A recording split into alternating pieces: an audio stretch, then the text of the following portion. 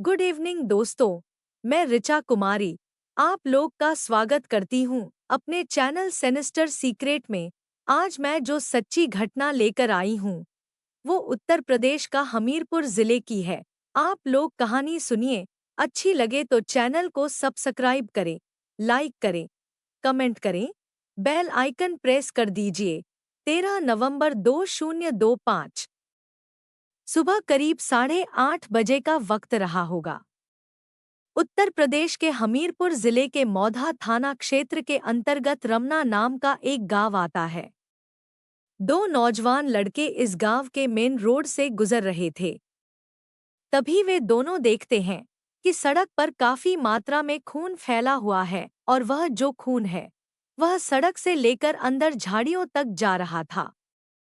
जिज्ञासावश ये दोनों लड़के उन खून की धार को फॉलो करते हुए झाड़ियों में जब देखते हैं तो इनके पैरों तले जमीन खिसक जाती है, क्योंकि उन झाड़ियों में एक महिला की रक्तरंजित लाश पड़ी हुई थी। उस महिला के शरीर से काफी मात्रा में खून बह चुका था और सबसे हैरानी की बात यह थी कि उस महिला के शरीर पर एक भी कपड़ा नहीं था। यह दोनों लड़के चिल्ला चिल्ला कर आसपास से कुछ और लोगों को इकट्ठा कर लेते हैं। सारे लोग वहां पर इकट्ठा होते हैं तो उन्हीं में से कोई व्यक्ति पुलिस को भी कॉल कर देता है। कुछ देर बाद हमीरपुर पुलिस मौका वारदात पर पहुंच जाती है और मामले की गंभीरता को देखते हुए सर्कल ऑफिसर, जिले के एसपी, फॉरेंसिक टीम और डॉग स्क्वाड की टीम को भी वहां पर बुला लिया जाता है। सवाल यह था, आखिर यह महिला कौन थी? इसकी इतनी बेरहमी से हत्या किसने की थी? इन तमाम सवालों के जवाब आपको इस वीडियो में मिलने वाले हैं। अब पुलिस को सबसे पहले इस डेड बॉडी की शिनाख्त करनी थी कि आखिर यह महिला है कौन। इसके आसपास से कोई भी आईडी प्रूफ पुलिस को नहीं मिला था, ना ही इसका मोबाइल, ना कोई पर्स वगैरह मिला था। ऐसा लग रहा था कि कातिल ने बड़े ही शातिराना तरीके से इसकी सारी चीजें वहां से हटा दी थी। सबसे पहले पुलिस गांव के लोगों से पूछताछ करती है कि शायद कोई गांव में इस महिला को जानता हो, लेकिन गांव का कोई भी व्यक्ति इस महिला को पहचानने से इनकार कर देता है, जिससे साफ हो गया कि इसकी हत्या कहीं और करके इसके शव को यहाँ पर फेंका गया है। इसी दौरान कुछ गांव के लोग इस शव की फोटो ले लेते हैं और उसको सोशल मीडिया पर वायरल कर देते हैं। जब यह फोटो सोशल मीडिया पर काफी ज्यादा वायरल होता है तो 2 दिनों के बाद यानी 15 नवंबर 2025 को पुलिस के पास एक व्यक्ति का कॉल आता है। उस व्यक्ति का नाम राजेश था और वह पुलिस से कहता है कि सोशल मीडिया पर एक फोटो वायरल हो रहा है और उसमें वह महिला मेरी बहन के जैसी लग रही है। पुलिस बिना देरी किए उस व्यक्ति को और उसके परिवार के बाकी लोगों को पुलिस स्टेशन बुला लेती है।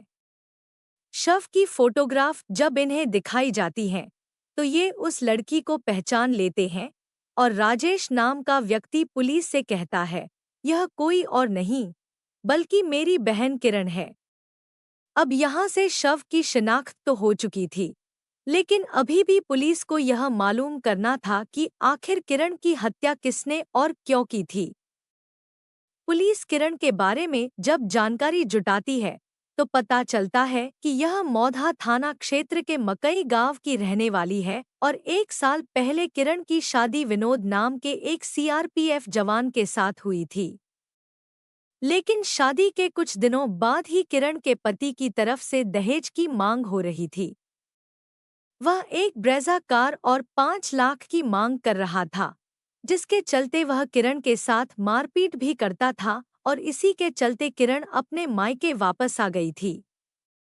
अब पुलिस का जो सबसे पहला शक था वह किरण के पति विनोद की तरफ ही जाता है, क्योंकि यहाँ पर मोटिव भी था और हत्या की वजह भी दिखाई दे रही थी।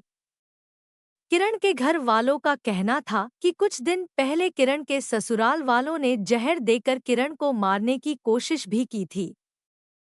तो सारे संकेत किरण के पति की तरफ इशारा कर रहे थे, इसलिए सबसे पहले पुलिस उसी के घर पहुंच जाती है। वहां पर बारीकी से पूछताछ होती है। जिस दिन किरण की हत्या हुई थी, उस वक्त विनोद अपनी ड्यूटी पर था। इसके साक्ष्य भी पुलिस को मिल जाते हैं। विनोद के बाकी घरवाले भी अपने घर पर ही मौजूद थे। सारे सबूतों और गवाहों के आधार पर पुलिस को यह पता चल जाता है कि इस केस में किरण के ससुराल वालों का कोई हाथ नहीं है। कोई भी ऐसा एविडेंस पुलिस को नहीं मिलता जिससे विनोद और उसके परिवार के ऊपर शक जाहिर किया जा सके।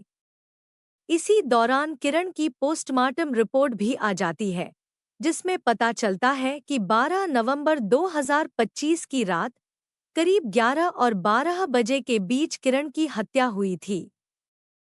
अब कार्रवाई में आगे पुलिस सबसे पहले किरण के कॉल डेटा रिकॉर्ड निकालती है और उसमें पुलिस को पता चलता है कि 12 नवंबर 2025 की रात 8 और 10 बजे के बीच किरण ने एक नंबर पर कई बार कॉल किया था।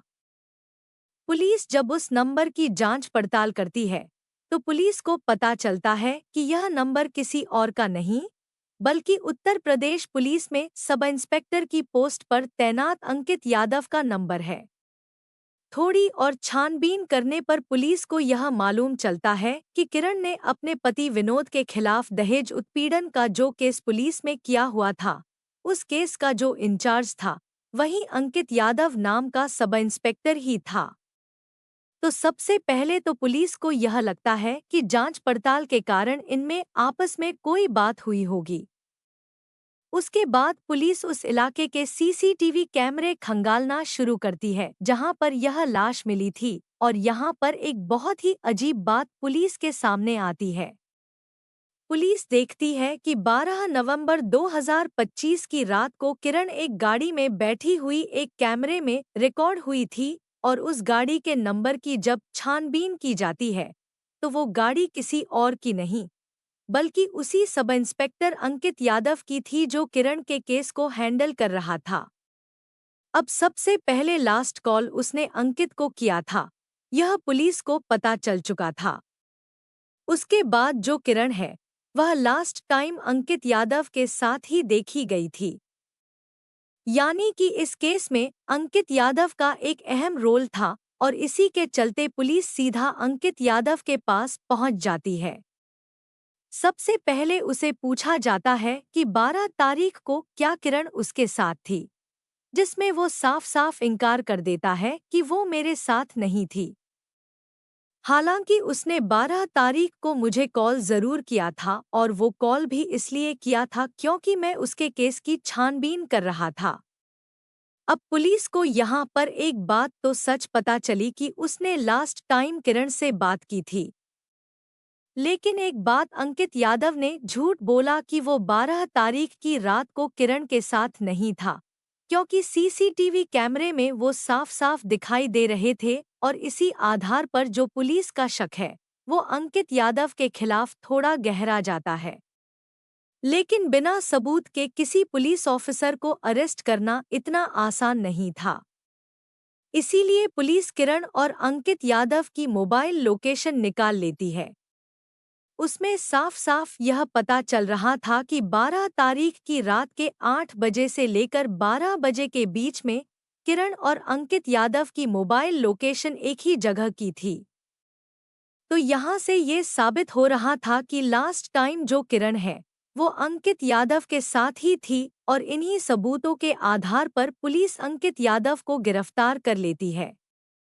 सब इंस्पेक्टर अंकित यादव को गिरफ्तार करने के बाद जब उससे सख्त लहजे में सवाल पूछे जाते हैं कि उस रात वो किरण के साथ क्या कर रहा था, आखिरी बार उसने किरण को कॉल क्यों किया था, साथ ही किरण की सीडीआर में यह भी पाया गया था कि उससे पहले 4-5 महीनों में अंकित यादव और किरण के बीच में घंटों घंटों की बातें होती थी। यह बातें कई बार दिन में तो कई बार रात को भी होती थी, जिससे साफ जाहिर हो रहा था कि यह लोग केस से रिलेटेड बातें नहीं करते थे। जब यह सारे सबूत अंकित यादव के सामने रखे गए, तो वह टूट गया और उसने पुलिस को कहा कि 12 नवंबर 2025 की रात को उसकी किरण से बात हुई थी और किरण उससे मिलने भी आई थी और मिलने के बाद वो हाईवे पर घूमने के लिए चले गए थे और उसके बाद रात तकरीबन 11 और 12 बजे के बीच में उसने किरण से कार में संबंध बनाए। उसके बाद हत्या करके उसकी शव को रमना गांव में सड़क के किनारे झाड़ियों में फेंक दिया था। लेकिन सवाल यह उठ रहा था कि जो सब इंस्पेक्टर किरण के केस की जांच कर रहा था, उसने किरण की हत्या क्यों की? हत्या के पीछे का कारण क्या था? तो इस पर अंकित यादव जो बातें बताता है, वाकई दिल दहला देने वाली हैं। दरअसल 2023 में अंकित यादव ने यूपी पुलिस में एसआई की पोस्ट पर ज्वाइन किया था। 2024 में अंकित यादव की पोस्टिंग मौधा थाना क्षेत्र के एक पुलिस स्टेशन में हुई थी और 2024 में ही जो यह किरण है, यह अपने पति के खिलाफ दहेज उत्पीड़न का केस करने के लिए थाने में गई थी।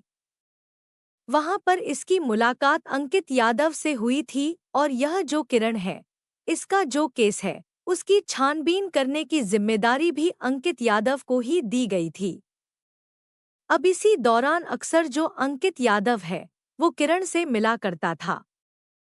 किरण दिखने में खूबसूरत थी, कहीं ना कहीं वो अकेली भी थी और उसके इसी अकेलेपन का और मजबूरी का फायदा अंकित यादव ने उठाया।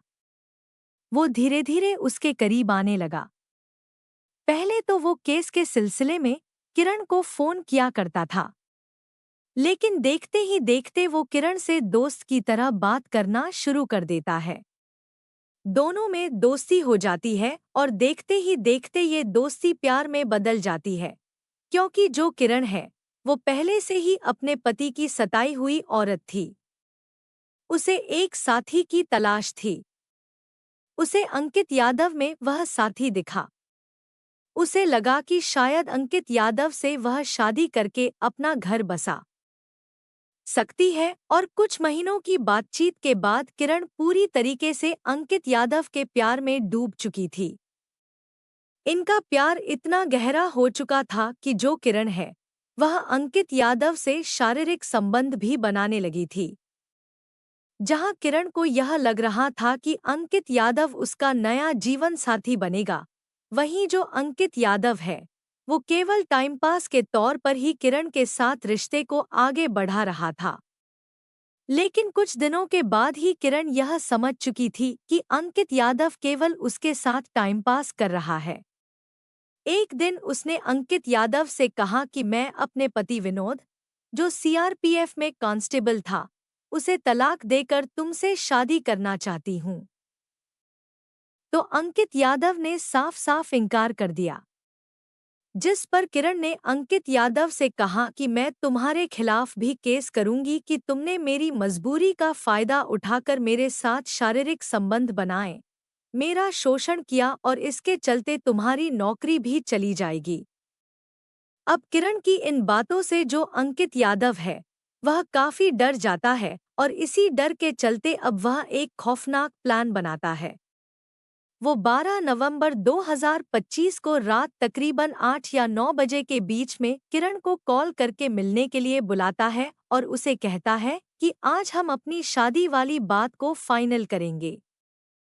किरण समझ रही थी कि शायद अंकित अब उसकी बातों से कन्विंस हो जाएगा। वह मिलने के लिए चली जाती है। पहले अंकित यादव उसे प्यार से समझाता है कि मैं तुमसे शादी नहीं कर सकता हूँ, इस बात के लिए जिद मत करो। लेकिन किरण अपनी बातों पर अड़ी हुई थी और पहले से ही अंकित ने अपनी गाड़ी में एक चाकू और एक लोहे की रॉड रखी हुई थी। वह पहले से ही प्लान बनाकर आया था कि किरण अगर मान गई तो ठीक है, वरना उसे रास्ते से ही हटा देगा, क्योंकि किरण के कारण उसके ऊपर केस भी हो सकता था, उसकी नौकरी भी जा सकती थी। एक भारी रॉड से वो किरण के सिर पर हमला करता है, उसका गला भी दबाता है और उसके बाद चाकू से उसके ऊपर कई बार वार करता है ताकि उसके जिंदा बचने के कोई भी चांस ना रहें। उसके बाद ये किरण का मोबाइल ले लेता है, उसके पर्स से आईडी प्रूफ वगैरह ले लेता है साथ ही उसके सारे कपड़े भी उतार देता है ताकि किसी भी तरीके से उसकी शिनाख्त ना हो सके। उसके बाद वो उसे रमना गांव के रास्ते पर ले जाता है और झाड़ियों में उसके शव को फेंक देता है। उसके बाद वो घर आता है, अपनी गाड़ी को अच्छे से धोता है। उसे लग रहा था कि वो कभी भी पकड़ा नहीं जाएगा। लेकिन कातिल चाहे कितना भी शातिर क्यों ना हो, चाहे वह पुलिस वाला ही क्यों ना हो, अगर उसने कत्ल किया है तो वह जरूर पकड़ा जाता है। और इस केस में भी हमें ऐसा ही देखने को मिला। कहीं ना कहीं हम पुलिस पर बहुत ज्यादा भरोसा करते हैं। जब भी हमारे साथ कुछ गलत होता है तो हम सबसे पहले पुलिस के पास जाते हैं। लेकिन अगर वही पुलिस वाले रक्षा करने की बजाय भक्षक बन जाएं, तो उसका क्या किया जाए? तो इस केस से बहुत सारी चीजें साफ होती हैं। यह वीडियो बनाने का उद्देश्य आपको जागरूक करना है कि आपको कभी भी भावनाओं में बहकर किसी के प्यार में नहीं पड़ना है। किसी के करीब जाने से पहले आपको 10 बार उसके बैकग्राउंड को, उसके बिहेवियर को चेक करना जरूरी है।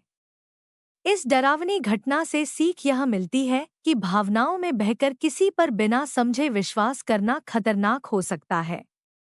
किसी भी रिश्ते में किसी पर भरोसा करने से पहले उसके व्यवहार, इरादों और पिछला इतिहास जानना जरूरी है। कभी-कभी वही लोग जिन पर हम भरोसा करते हैं, हमारे लिए खतरा बन सकते हैं। इसलिए अपने फैसले सोच समझ कर लें और किसी पर अतिविश्वास न करें। प्यार या दोस्ती में सतर्क रहना और समझदारी से विश्वास करना ही सुरक्षित जीवन की कुंजी है। दोस्तों, इस घटनाक्रम को साझा करने का मेरा मकसद किसी के दिल को ठेस पहुंचाना नहीं है, बल्कि इस कहानी के माध्यम से लोगों को जागरूक करना है। किसी भी रिश्ते में अंधा विश्वास मत कीजिए। भावनाओं में बहकर किसी पर तुरंत भरोसा करना खतरनाक हो सकता है। प्यार, दोस्ती या भरोसा करने से पहले व्यक्ति के व्यवहार, इरादों और बैकग्राउंड को समझना जरूरी है। स्वस्थ रहिए, सतर्क रहिए। धन्यवाद। जय हिंद दोस्तों।